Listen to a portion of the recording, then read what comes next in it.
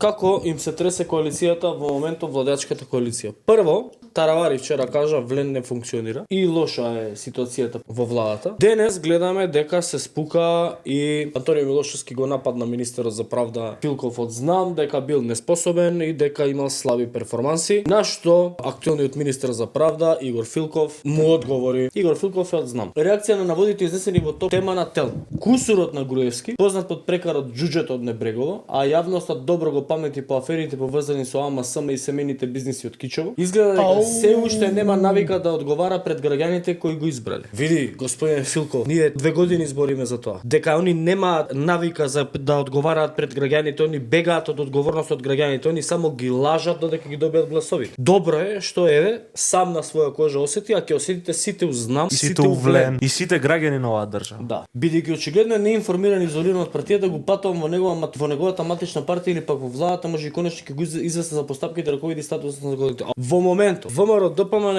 ќе ви почне сега кампања у која што за сите пропусти, недоследности и лоши работи ќе во обвинат вас. Кривицата кај вас они као чисти. И бидејќи изгледа како некој што работи по туги наредби за кого одработува во моментот. Дали се тоа интересите на граѓаните или некои други агенди? Во минатото е познат по Ванчо Михеловистички ставови, многу лаги и невистини.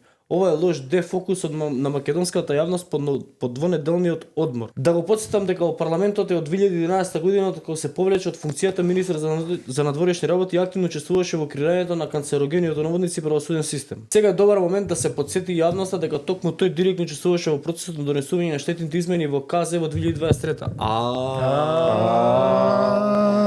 Чекаме, господин. Па да не сте гледале Инфомакс? Па нели викавте дека СДСМ ги донеле тие измени? Ама ние кога викавме тоа не убедувавте у нешто друго. Добро е што конечно сте објективни.